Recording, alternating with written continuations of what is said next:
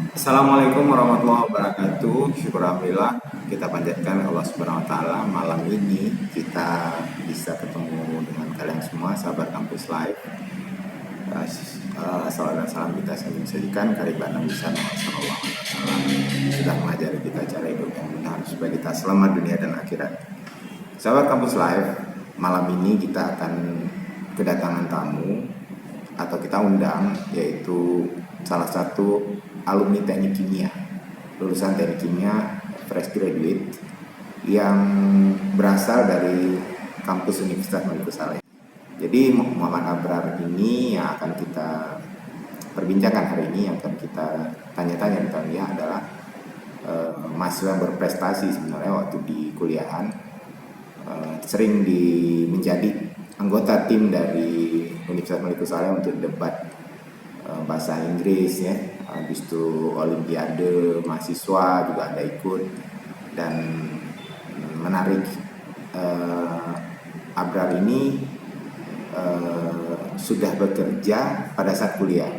Jadi dia yang tahu kami, dia belum menggunakan ijazah sarjananya, tapi menggunakan ijazah SMA-nya untuk bekerja di salah satu BUMN besar di Aceh. Kita sedang menunggu dia di Angripedia. Ini kami ambil yang VIP-nya. Berharap cukup tenang, ternyata lumayan tenang lah. Suara kendaraan di depan nggak bisa kita hilangkan ya. Di ciri khas karena kita berada di pinggir jalan di lantai 2-nya. Ini kita sedang menunggu kedatangan Abrar yang menurut jadwal sih sekarang udah harus sampai nih sebenarnya. Kita sabar ya menunggu, mudah-mudahan sebentar lagi dia sampai. Oke guys, itu aja pendahuluannya. Apa yang paling menarik dari Abrar, dia bekerja di Libya guys. Libya itu cerita terakhirnya kan kita udah dengar ya, pergantian kepemimpinan dari Muammar Gaddafi. Jadi kita ingin tahu gimana sebenarnya keadaan di Libya sekarang dan apa yang membuat Abrar jadi tertarik untuk bekerja di Libya, karena daerah Timur Tengah yang lain kan banyak selain Libya.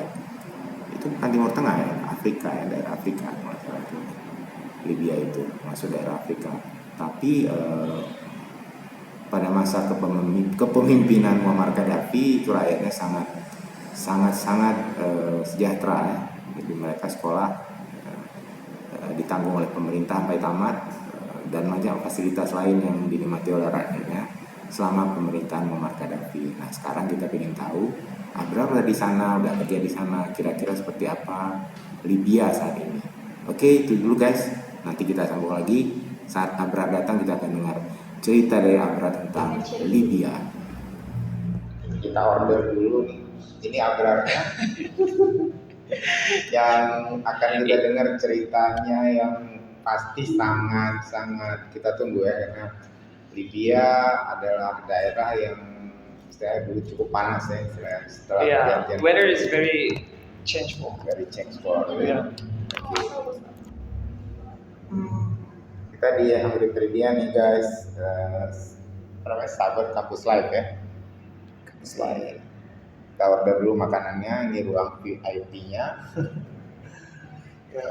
Ada minimum order di sini. Kamar penting kita nyaman, nggak terganggu. Oh, ini aja hazelnut coffee latte. Yang ice.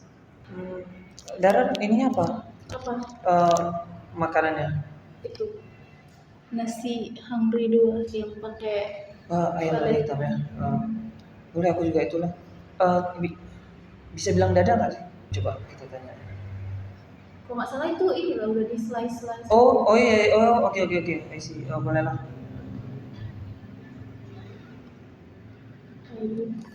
Bapak apa? Saya udah tadi, saya sukanya ngapung-ngapung, nasi goreng kampung.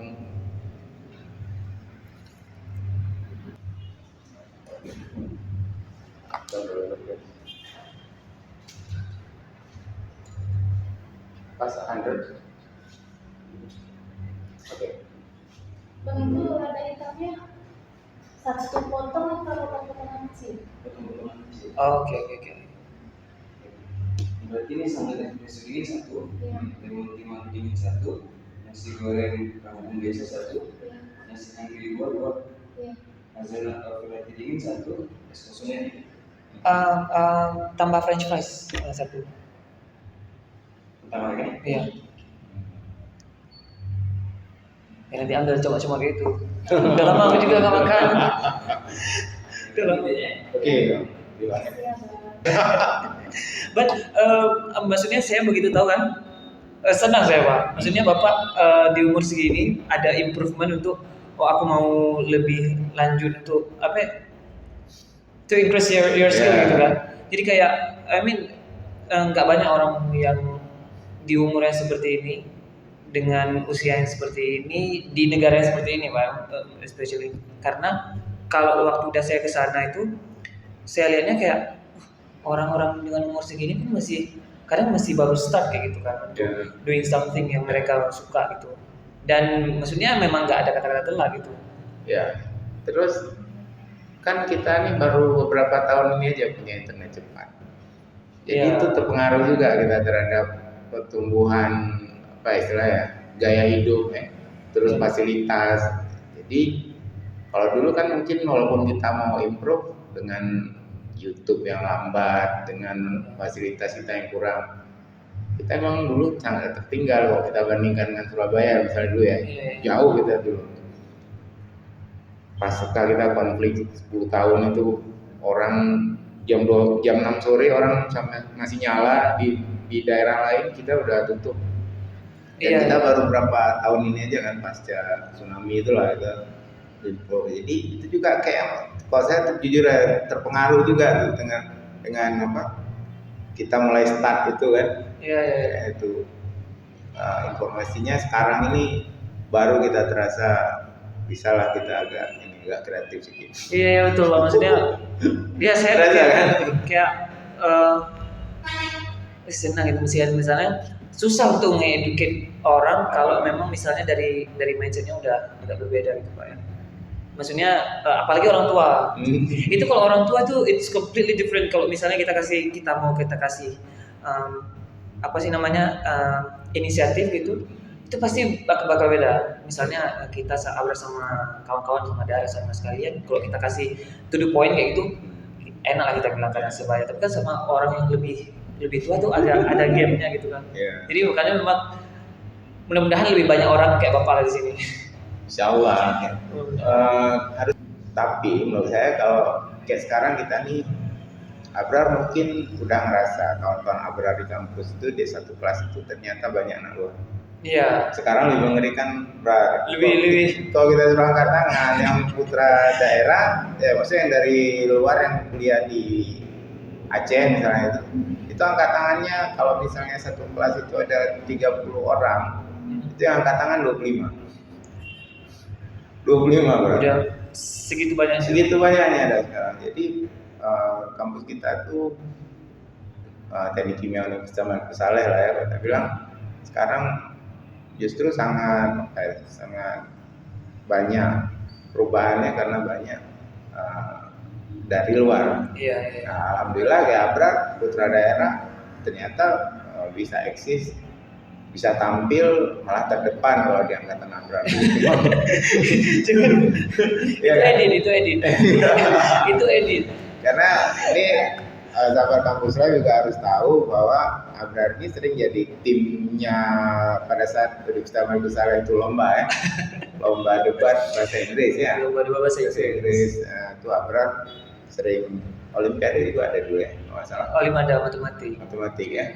Jadi selalu mewakili Universitas Malik Saleh nih. Jadi dia nih memang menonjol ya antara kawan-kawannya, dan pada saat kuliah dulu Abrar ini sudah bekerja ya. Iya. Pakai ijazah SMA kan masalahnya. Pakai ijazah SMA. Jadi di salah satu BUMN besar di Aceh dia sudah bekerja sambil kuliah sambil kerja, juga aktif di kampus, nggak ketinggalan. Sebenarnya itu sangat luar biasa kalau Abrar mampu membagi waktunya. Itu yang aku sendiri heran nih. Abrar ini kerja tapi kuliah ada terus, tapi kerja ada terus. Sementara sebagian kawan-kawan yang juga sambil kerja sambil kuliah itu cenderung tidak terlihat di kampus. Iya. Nah, jadi mereka memang kita dari dosen-dosen juga memberikan semacam dispensasi lah ke mereka yang sedang bekerja tapi juga kuliah di tempat kita, ikut kelas reguler lagi kan. Iya, regular Senin sampai Jumat. Luar biasa tuh, belum praktikumnya, belum apa, pokoknya adjustnya tuh penyesuaiannya luar biasa. Adjustnya tuh luar harus. biasa. Iya. Jadi Abrar, gimana ceritanya? Karena saya kan sering tanya-tanya juga ke mahasiswa yang, ke alumni kita yang lain yang fresh graduate, itu kan biasanya mereka tuh bertahap. Jadi mereka selesai di teknik kimia, lalu masuk ke dunia kerja cenderung ke Sumatera Utara. Kemudian nanti ada juga yang lulus di Sulawesi lah, misalnya ada yang lulus, dan perusahaan yang mereka masuk itu rata-rata itu di bidang sawit gitu, istilah produk biodiesel lah gitu ya, atau pokoknya produk turunan sawit mereka masuk. Nah, Abrar sendiri ini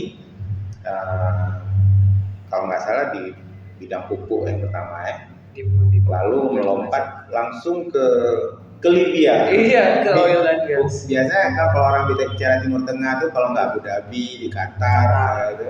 Ini kok bisa ke Libya gimana ceritanya? Jadi mungkin Abrar flashback sedikit. Graduate. Jadi 10 Februari kemarin 2022 kan Abrar sidang. Dan Bapak kan jadi pembahasnya. Nah, jadi setelah itu memang ada pembicaraan singkat antara Abrar sama orang tua bahwa ini yang kita planning goal sebelumnya ini udah kita capai. Abrar bilang kita kan sama orang tua karena memang dengan dukungan orang tua juga.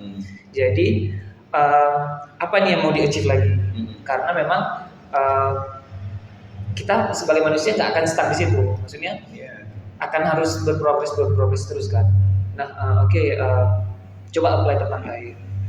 Nah, Abrar pas kali hari itu memang udah ada LinkedIn dan job seeker kalau nggak salah aplikasi hari itu. Cuman kalau di job seeker ini kebanyakan kan pekerjaannya dulu di Indonesia kan, tapi kalau LinkedIn lebih general worldwide.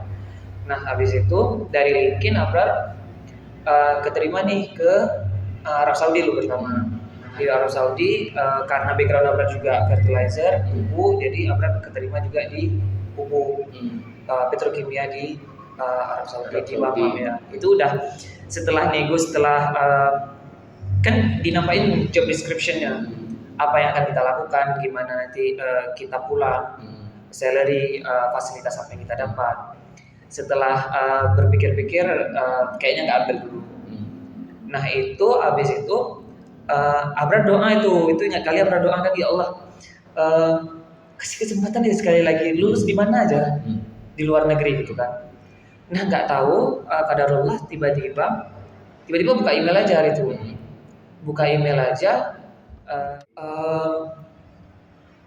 ini ada job loh, kayak cocok sama kamu sebagai DCS operator, mau dicoba nggak? Tuh. Itu setelah pegang ijazah sarjana? Belum, ijazahnya belum dapat. Setelah lulusnya udah. Setelah lulus ya. Nah jadi kayaknya ini jawaban ya kayak jawaban doa. Iya, jawaban doa, karena di mana aja. Dan Abrar lihat Libya, jadi Abrar memang pertama kali nggak tahu detail masalah Libya kan. Itu memang Abrar melamarkah atau dari LinkedIn? Nah itu kayaknya memang dimudahkan sekali sama Allah. Abrar sama sekali nggak melamar. Nggak melamar, cuman Abrar di aplikasi Naukri, Abrar isi biodata yang kayak gini, CV seperti ini segala macam kan. Nah agen di sana waktu buka-buka nampaknya Abrar gitu. Habis itu dikontak. Ya, Abrar nggak ada apply. Apa nama aplikasi Naukri? Naukri. Ya, kayaknya ada beberapa sih Naukri. Kalau yang Abrar Naukri Gulf. Itu khusus untuk Middle East yang ke arah sana, Afrika Utara, Afrika, sama Asia Timur, Arab dan lain-lain. Jadi kenapa kan lebih menarik Arab Saudi sebenarnya kalau nalar kita. Ini kok Abraham karena dia pupuk, yang ini migas gitu. Oh iya. Pilihnya migas karena migasnya. Itu Abraham pilih yang sekarang di Libya setelah reject yang di Arab Saudi. Sebelumnya kenapa di Arab Saudi nggak ambil?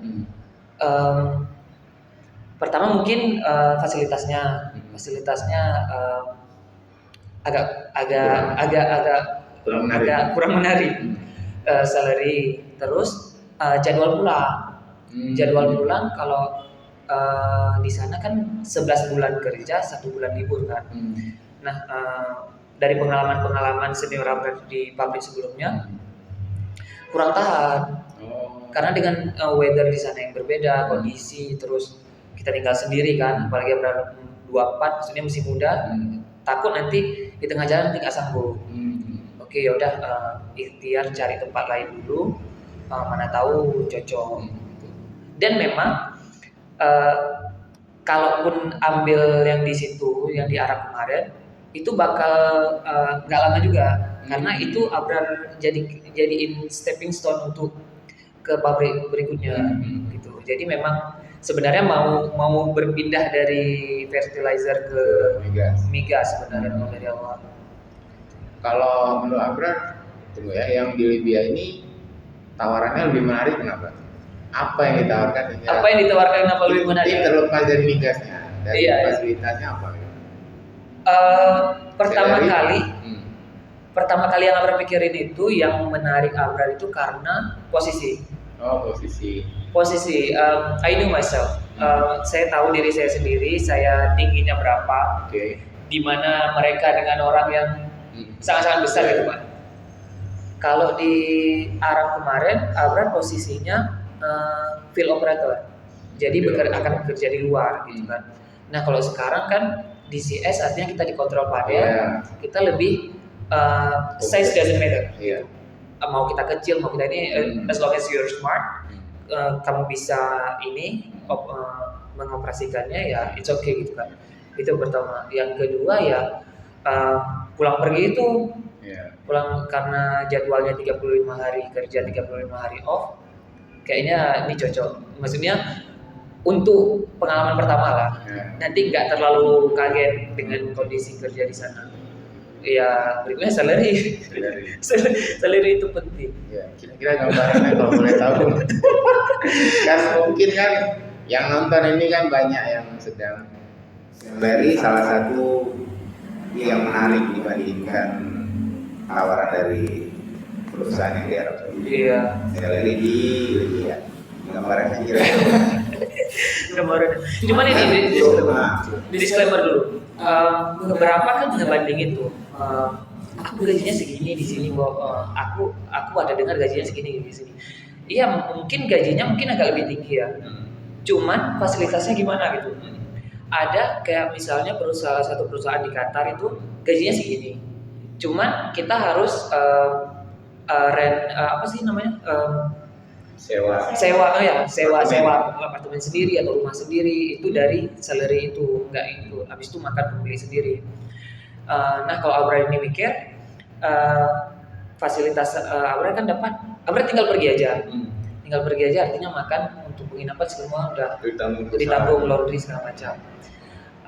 Jadi mungkin gajinya nggak akan setinggi itu, nggak akan setinggi dengan orang yang ini duit nih, cari aja sewa rumah atau makan sendiri. Kalau Abraham ini gaji gitu. Gaji kita fasilitas sediain. Ya karena kita baru ya, kita kan belum banyak triknya ya. Jadi lebih nyaman kalau fasilitas itu semua udah disediakan. Udah ada ya. Jadi nanti kita pelajari, mungkin next kita bisa pertimbangkan lagi ya. Iya. Jadi sebenarnya pabriknya itu start plan-nya tuh ada di luar kota, di gurun pasir kah, atau di dekat dengan kota? Sehingga tadi cerita ada apartemen, gimana kira-kira kalau yang di Libya ini? Mungkin kalau sahabat Kampus Live tahu, itu kalau kita buka peta itu kan ada Sahara Desert, gurun Sahara itu mungkin mencakup 5 negara mungkin. Ya Abraham di tengah-tengah itu, jadi kayak di tengah-tengah gurun, jadi memang mau kita kabur atau misalnya pun nggak bisa. Jadi kita fokus hanya bekerja di sana. Ya cuman udah dibuat kayak kampung gitu. Oh, Ada dibuat camp, kota, ada ruang olahraga, ada swimming pool juga, ada Jadi kita restoran. terpisah kayak